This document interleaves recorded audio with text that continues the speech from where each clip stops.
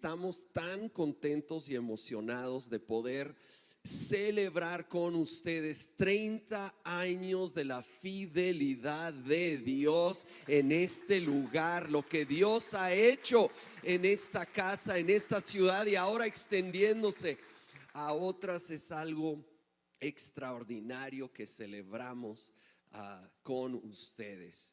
Y orando, pensando en algo tan significativo, siento que Dios me puso una palabra y yo pido, Señor, que en estos minutos juntos que tenemos para ir a tu palabra, que seas tu Espíritu Santo hablando a cada uno en particular en su contexto y hablando a Iglesia Vida en general en esta fecha tan importante. En el nombre de Cristo Jesús, amén. He titulado este mensaje Segundo Aliento. Y tal vez todos hemos oído de este concepto, pero quería leerles la definición oficial de lo que es el segundo aliento. Es un fenómeno que se produce al correr largas distancias. En dicho fenómeno, el atleta va sin aliento y con un alto nivel de cansancio y de repente encuentra nuevas fuerzas suficientes para sacar un mayor rendimiento. Esa es la definición oficial. Pero yo quiero considerar una historia en la Biblia donde vemos esto suceder y cómo se aplica a la vida de nosotros. Y quiero considerar un momento en la vida del profeta Elías. Un momento cuando él había llegado a la cima. Dios lo había usado en una escena muy conocida donde reta a los profetas de Baal. Van al monte Carmelo. Dios envía fuego del cielo sobre el altar que Elías ha preparado. Matan a los profetas de Baal. Él clama en esa montaña y una sequía de 3 años y medio termina. Viene un aguacero. Es un tiempo extraordinario. Pero de allí, de la montaña literal, se va a un tiempo de valle, a un tiempo de dificultad. Y sabes, pensando en esto, estaba pensando en mis suegros y de veras, ellos se vinieron a Delicias en tiempo de sequía natural y espiritual. Y nos cuentan cómo hasta en la carretera se veían los cadáveres de vacas que habían muerto de hambre, de sed. Había una sequía tremenda en la región y aún ante ese reto complicado, dejaron lo seguro y cómodo de su vida en Estados Unidos para venir, para obedecer el llamado de Dios y plantarse con su familia aquí. Y vemos luego lo que sigue en este tiempo para el profeta, porque es interesante cómo puede estar tan alto y en un momento de gloria, de victoria, y luego pues sabemos el enemigo no descansa, no toma vacaciones. Y viene una amenaza y cómo enfrenta un nuevo reto y siento que tal vez algunos pueden identificarse y Dios ha sido fiel y has visto su mano obrar, pero tal vez hoy te encuentras más en un valle que en una montaña. En Primera de Reyes 19, versículo 1 al 3, vamos a leer de este momento. Cuando Acab llegó a su casa, le contó a Jezabel todo lo que Elías había hecho, incluso la manera en que había matado a todos los profetas de Baal. Entonces Jezabel le mandó este mensaje a Elías: que los dioses me hicieran e incluso me maten si mañana a esta hora yo no te he matado así como tú los mataste a ellos. Elías tuvo miedo. En la Reina Valera dice literalmente: viendo él peligro. Viendo el peligro, huyó para salvar su vida. Se fue a Berseba, una ciudad de Judá, y dejó ahí a su sirviente.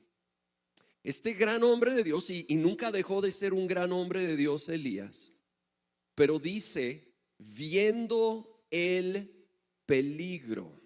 Llega esta amenaza y era real, lo entendemos, pero se fijó más en el peligro, que sí era real, pero perdió de vista el poder de Dios y todo lo que Él había hecho por él en esos años anteriores. Y saben, sin negar la realidad, de que hay amenazas, de que hay retos reales en la vida, debo enfocarme en el poder de Dios y su fidelidad a lo largo de mi vida. Yo quiero que realmente recordemos la fidelidad de Dios a lo largo de estos 30 años, y tal vez en tu caminar en particular es menos tiempo. Yo no sé cuál es exactamente tu contexto, pero si tú has estado caminando con Dios, yo sé que Dios ha sido fiel. Yo sé que tú puedes recordar cosas donde Dios ha manifestado su obra, su misericordia, su fidelidad. Y hoy vengo a recordarte que Dios es fiel y que ante retos y complicaciones que se puedan estar presentando, quizá de salud, quizá de finanzas, quizá familiares o qué sé yo, Dios sigue siendo Dios, sigue en el trono y sigue siendo fiel, y necesitamos recordarlo y enfocarnos en ello.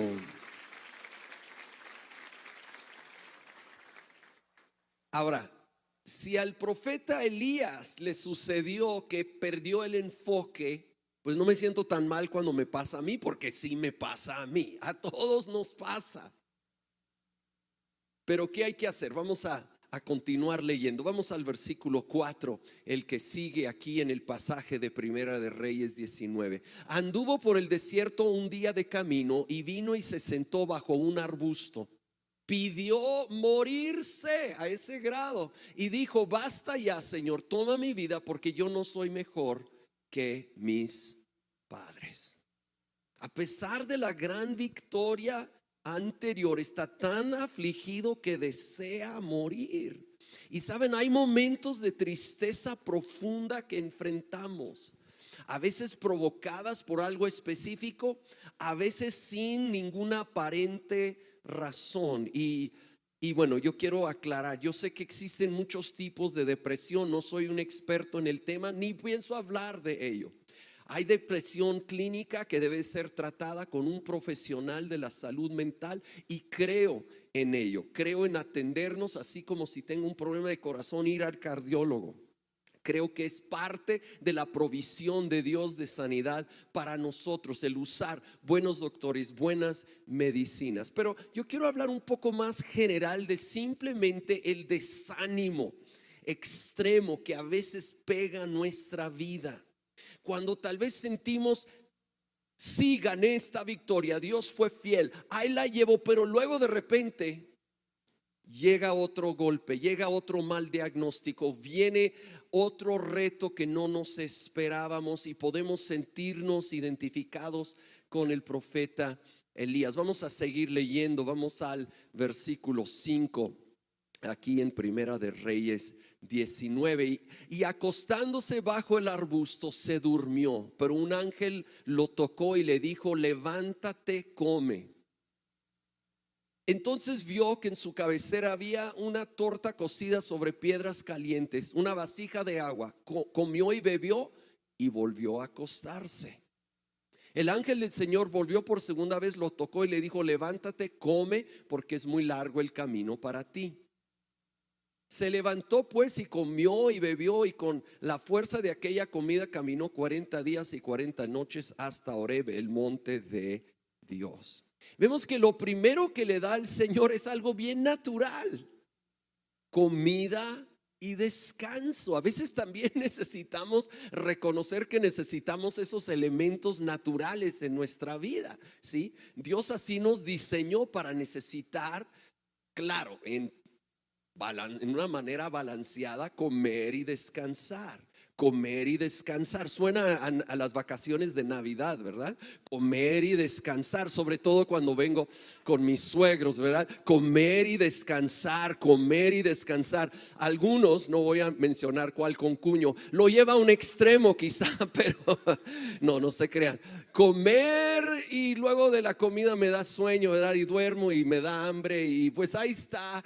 Pero bueno, ese es el extremo. Pero ya fuera de broma, en un plan balanceado y saludable, esto es parte de poder vivir más sanamente. Y vemos cómo primero Dios atiende esa parte natural de la vida de Elías.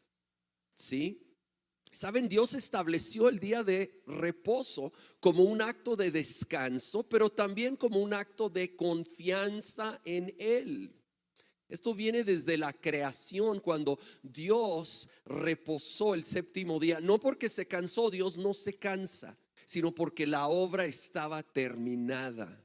Y nos puso este patrón, ya no como la ley, sino como un principio de vida, de reposar y descansar en la obra terminada de Dios. Yo no sé cuál es el nuevo reto que estás enfrentando, pero yo sé que la obra de Dios fue terminada y es perfecta y completa, y podemos reposar en Él y debemos descansar en Él. Pero sigue la lectura, vamos al versículo 9 que sigue aquí en Primera de Reyes 19. Ahí entró en una cueva y pasó en ella la noche, y vino a él la palabra del Señor. Él le dijo: ¿qué haces aquí, Elías? Y él respondió: he tenido mucho celo por el Señor Dios de los ejércitos, porque los israelitas han abandonado tu pacto, han derribado tus altares y han matado a espada a tus profetas. He quedado yo solo y buscan mi vida para quitármela. Cuando Dios hace una pregunta, no es porque necesita información. Dios sabe todo. Es porque quiere que enfrentemos o confrontemos algo en nuestra vida. Como cuando le preguntó a Adán y Eva: Adán, ¿dónde estás? Él sabía dónde estaban. Así es esta pregunta: ¿qué haces en esta cueva? Para que Elías se analizara. Ahora, una cueva representa a veces un lugar donde nos vamos a esconder, donde tal vez nos encerramos en un tiempo difícil. Hay momentos para una cueva, hay momentos aún de duelo, hay momentos donde correctamente y sanamente necesitamos apartarnos, llorar, entregar las cosas al Señor. Pero quiero decirte, no debemos instalarnos en la cueva.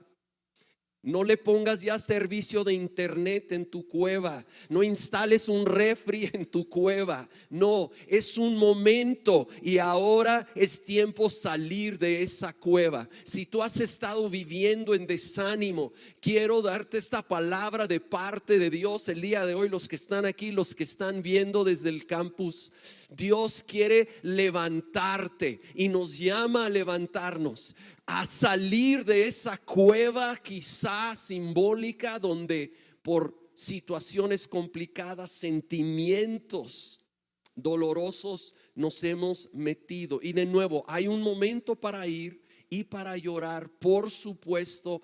Es saludable, pero luego entrega eso al Señor y prepárate para todo lo que Dios tiene ahora para tu vida.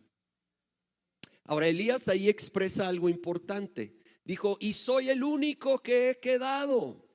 Ahora, no era cierto. Al ratito hasta el Señor le dice que hay 7,000 otros que no se han hincado ante los Baales. Pero Elías se sentía solo, había caído en soledad, y esto es algo que tenemos que también cuidar. Es crucial no navegar los tiempos de reto a solas. Desde el principio, desde el Edén, Dios declaró: no es bueno que el hombre esté solo. Y no solo era una referencia al matrimonio, era una referencia al diseño divino, que Dios no hizo a los seres humanos para vivir a solas.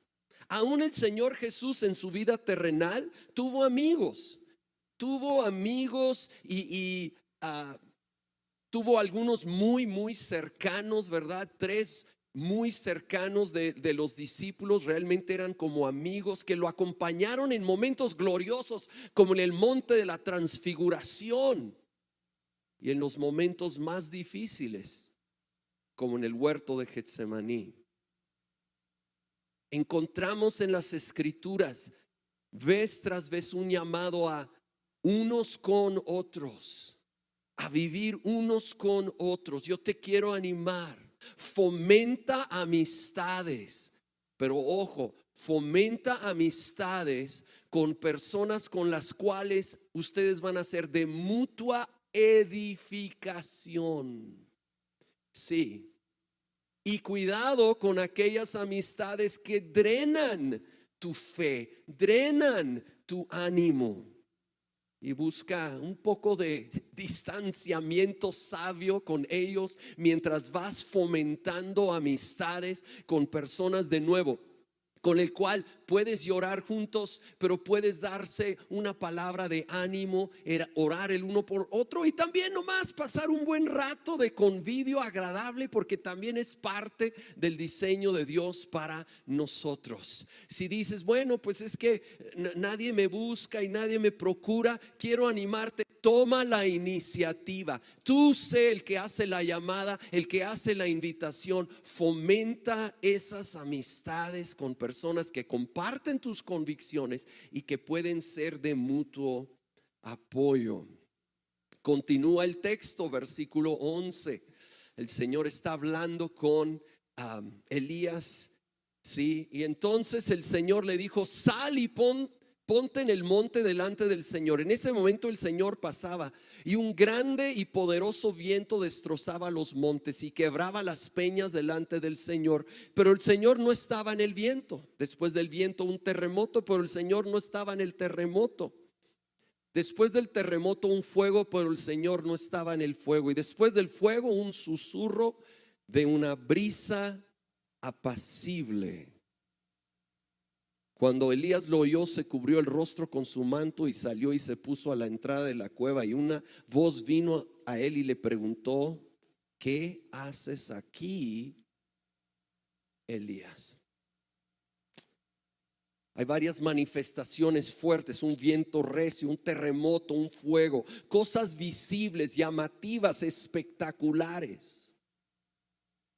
Y Dios puede usar cosas espectaculares. Él es Dios, es soberano. Y en momentos nos habla o revela su voluntad en maneras así muy visibles. Pero me atrevo a decir que eso es la excepción, que la mayoría del tiempo lo hace con esa voz apacible, como un susurro, como fue en este caso. Habló con un susurro. ¿Por qué hablaría Dios con un susurro? Bueno, déjame hacer una pregunta bien obvia. En lo natural, si alguien está susurrando, ¿qué tienes que hacer para escucharlo? Acercarte. No puedes escuchar un susurro de lejos, y no puedes escucharlo aún cerca si tienes mucho ruido. Tienes que bajarle al ruido y tienes que acercarte. Y yo creo que eso es el mensaje. Dios quería que Elías le bajara al ruido de esa amenaza y todo lo que estaba en su cabeza, y que se acercara en quietud a él. Y esto es algo que yo anoche lo estuve hablando. Es un tema que no puedo evitar, porque para mí es crucial en la vida diaria. Necesitamos bajarle a la velocidad de la vida, a la prisa. Y necesitamos tener nuestros tiempos a solas con Dios. Y necesitamos estar quietos con Él, acercarnos. aquietarnos. Al leer su palabra, hacerlo con un corazón quieto, una mente abierta a escuchar de Él. Dice en un versículo muy conocido, Hebreos 4:12, acerca del poder de la palabra de Dios. Dice: porque la palabra de Dios es viva y eficaz y más cortante que cualquier espada de dos filos. Penetra hasta la división del alma y del espíritu, de las coyunturas y los tuétanos, y es poderosa para discernir los pensamientos y las intenciones del corazón. Debemos leer la Biblia, pero al mismo tiempo dejar que la Biblia me lea a mí, en una manera de decirlo. Permitir que venga esa convicción, esa dirección, y si nomás la leo apurado para marcar, ya cumplí hoy, la verdad no me estoy beneficiando tanto como pudiera.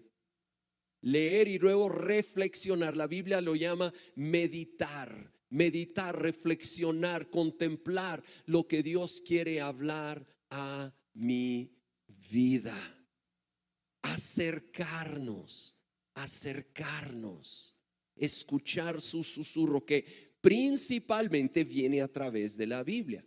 Y en momentos el Espíritu Santo también nos pone una impresión en nuestro interior, y debemos de ser sensibles. Obvio, jamás va a contradecir su palabra. Dios no va a contradecir su propia palabra.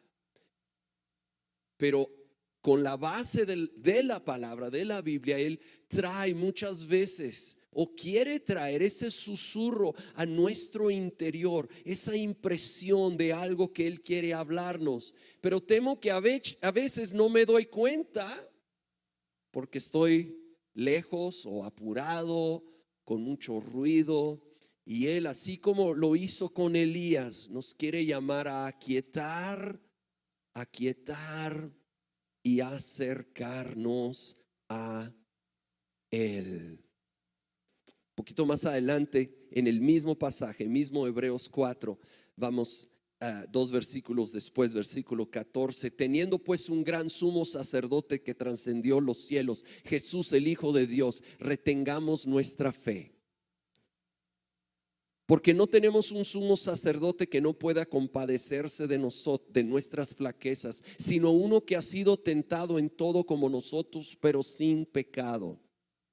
Por tanto, y aquí viene la palabra, acerquémonos con confianza al trono de la gracia para que recibamos misericordia y hallemos gracia para la ayuda oportuna. Familia, acerquémonos a ese trono. No es un trono de juicio, es un trono de gracia del Padre que te ama, que me ama y quiere tener más comunión con nosotros. Acerquémonos sin temor, sin condenación, porque Él nos entiende. Él vivió lo que hemos vivido.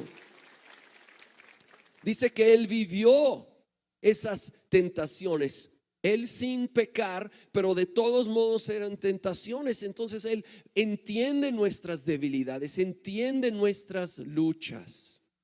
Acércate, es un trono de gracia, de misericordia. Él quiere escuchar de nosotros, sus hijos.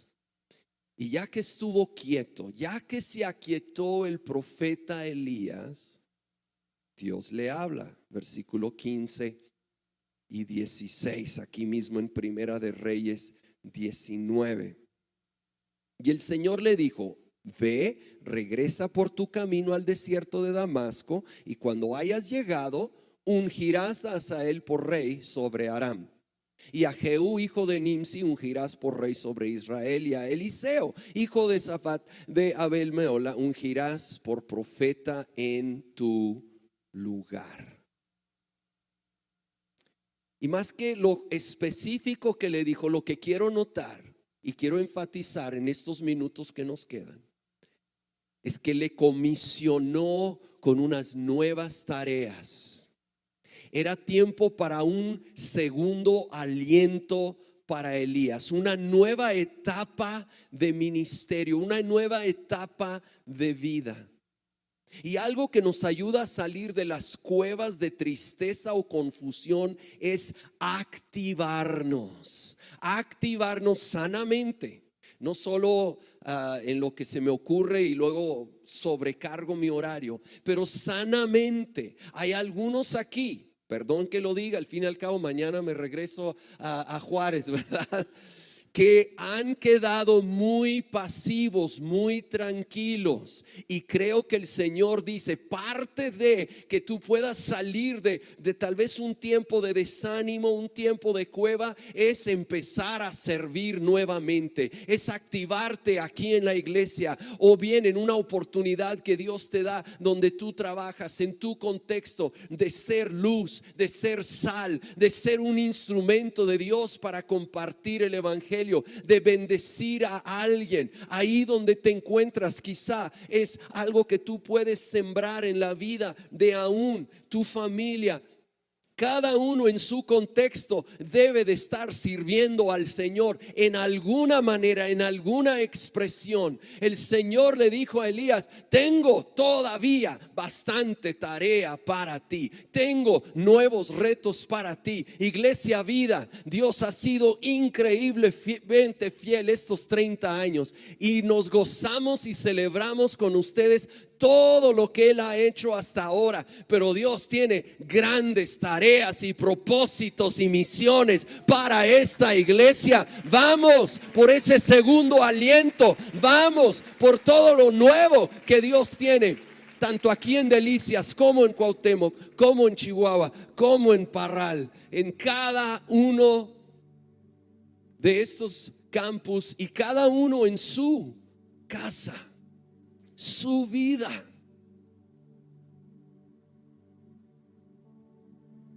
Y a veces es fácil quedar estancados en una cueva.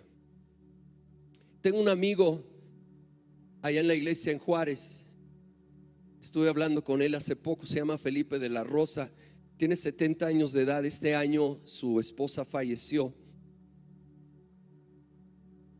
y él, de su iniciativa, va al Cerezo a compartir con presos y Dios le ha dado un favor extraordinario.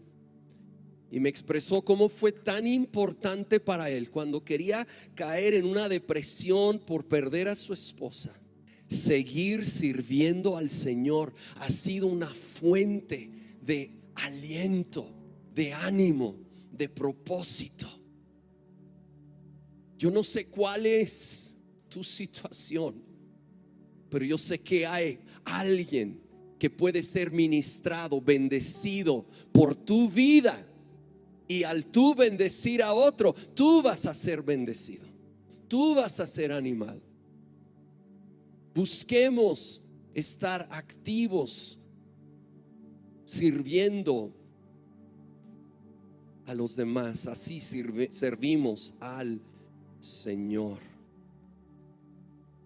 Parece que Elías había olvidado todo lo que Dios ya había hecho en su vida. Necesitaba recordar, recibir fuerza y dirección para avanzar a nuevos propósitos. Es tiempo en lo individual y congregacional recordar y dar gloria a Dios por lo que Él ha hecho en estas 3 décadas. Y es impresionante lo que Dios ha hecho en este lugar. Y honro a mis suegros y su fe y arrojo que han tenido, de veras, en los tiempos difíciles, de venir y a través de los años de seguir avanzando y seguir creyendo, y vemos el fruto y lo celebramos. Pero Dios quiere mucho más. Dios tiene mucho más para esta casa. Él quiere hacer grandes cosas. Y creo que es tiempo para un segundo aliento. Agarrar ese aliento de nuevo. Y ahora ya no voy a hablar del segundo aliento en lo natural, sino en lo espiritual. Saben, uno de los símbolos del Espíritu Santo es el viento, el aliento. Neuma en el griego, de lo cual hablamos de neumáticos, y se puede traducir viento o aliento. Es un símbolo del Espíritu Santo. Quiere venir a soplar en esta iglesia y en tu vida en lo personal. Uno de los momentos más poderosos de esto fue en el aposento alto, en el día de Pentecostés. Yo sé que conocen la historia. Recordemos brevemente, estos 120 seguidores de Jesús se reunieron, y yo te aseguro que había dudas. ¿Qué sigue? Jesús ya ascendió al cielo. Yo no sé qué viene. Algunos luchando con condenación, que habían fallado. De hecho, los 11 discípulos lo habían abandonado esa noche, obvio sin contar a Judas. Y había duda, había confusión. Muchos habían ministrado con Jesús, habían caminado con Él, había pasado tiempos hermosos, pero ahora como que era un momento de incertidumbre. Ya no está Él. ¿Qué viene? ¿Qué sigue? Estuvieron ahí orando, hicieron lo correcto, se pusieron a orar, a adorar, a estar en unidad. Y ya saben, 10 días después vino el viento del Espíritu. El Espíritu Santo entró ahí como un viento recio, los llenó con denuedo, llenó a un Pedro que había negado a Jesús con un denuedo para salir y predicar a miles de personas. Un segundo aliento, un nuevo, fresco viento entró en sus vidas, y de ahí nomás sigue leyendo el libro de los Hechos y vemos cómo Dios los estuvo usando en maneras extraordinarias. Saben, un cuadro que a mí me ayuda a veces recordar es un barco de vela. Un barco de vela, hay momentos cuando no hay viento y ¿qué hay que hacer? Remar. Y saben, hay tiempos de remar en la vida. Muchos tiempos de remar, de estar haciendo lo correcto. No estamos viendo un mover muy poderoso, pero Dios nos llama a caminar en obediencia, y lo voy a comparar a estar ahí remando. El avance no es tan rápido, pero uno se está haciendo más fuerte al ir remando. Ir remando, si quieres caminando, poniendo un pie frente al otro. Quizá estás en una temporada tan difícil que no sabes qué va a suceder. Quiero animarte, levántate y pon un pie frente al otro en la dirección correcta. Confiando en el Señor, toma un paso de fe y obediencia, aunque sea en lo cotidiano, en lo sencillo. No tienes que entender todo. Remar.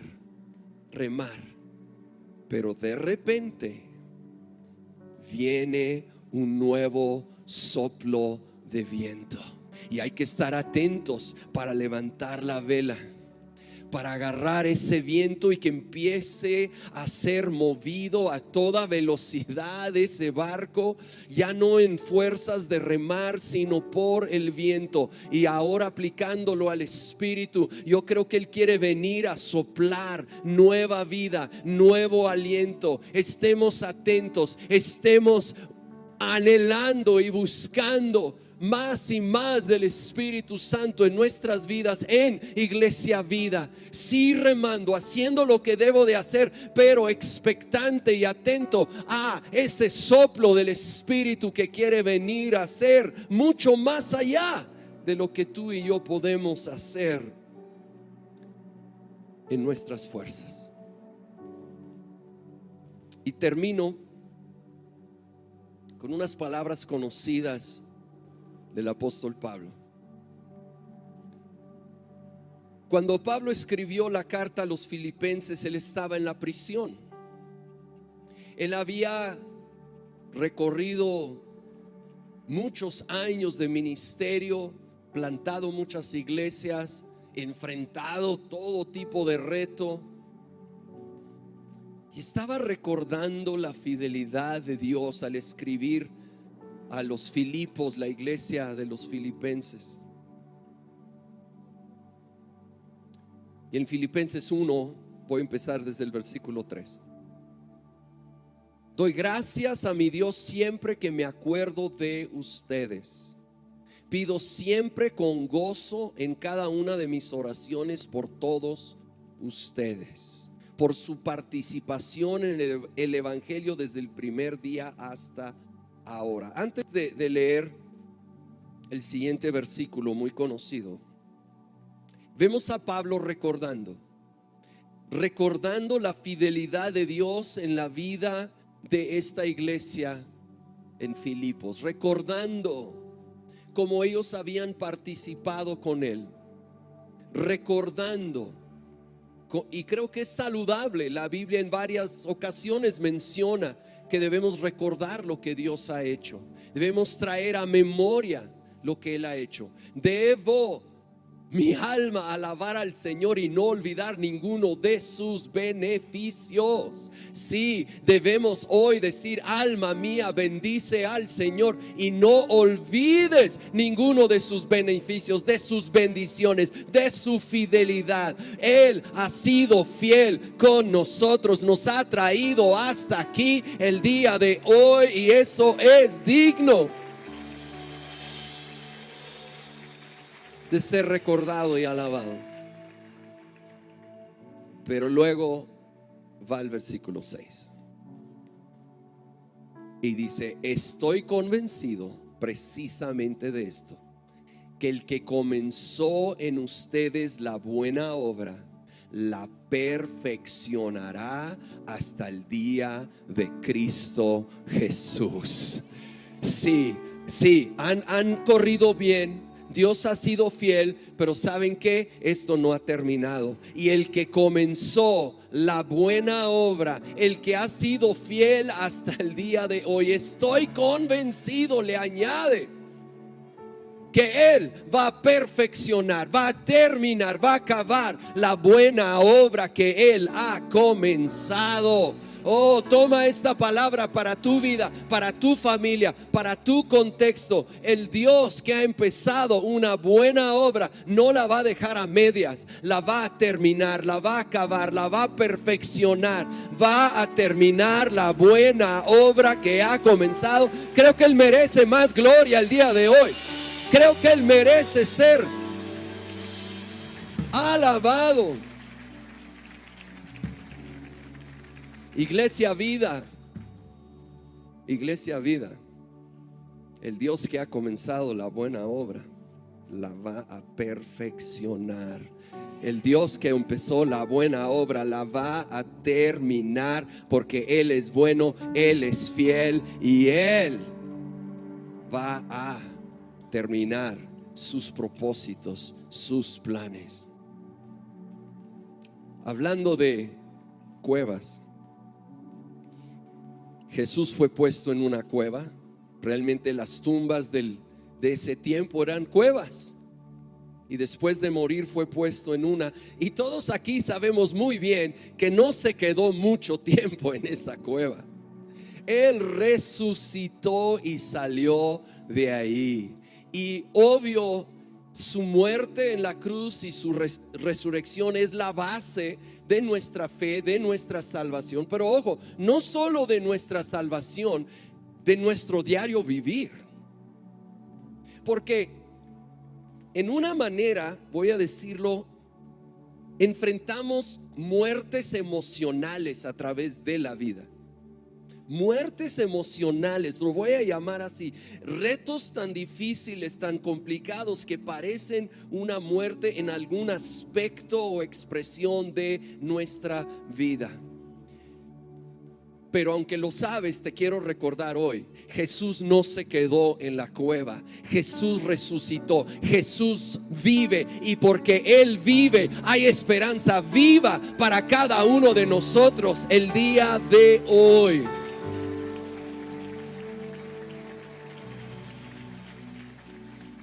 Para esa crisis que tal vez puedes estar enfrentando, Jesús resucitó y Él venció la misma muerte y el infierno, y Él vive en ti y vive en mí si tú le has entregado tu vida. Así que con esa base de fe podemos hoy tener esa certeza y esa esperanza. Él vive, por lo cual la buena obra que ha comenzado, Él la va a terminar. Él sigue obrando porque Él está vivo, y eso nos da esperanza de vida. Señor Jesús, gracias. Gracias por estos 30 años de fidelidad como iglesia. Y gracias cada uno en lo personal, te damos gracias por tu fidelidad en nuestras vidas particulares, nuestras familias. Recordamos y damos gracias, y al mismo tiempo buscamos ese segundo aliento, un nuevo soplo de tu espíritu para levantarnos, para activarnos y para avanzar en los nuevos propósitos que tú tienes para nosotros como individuos, como iglesia. En el nombre de Cristo Jesús.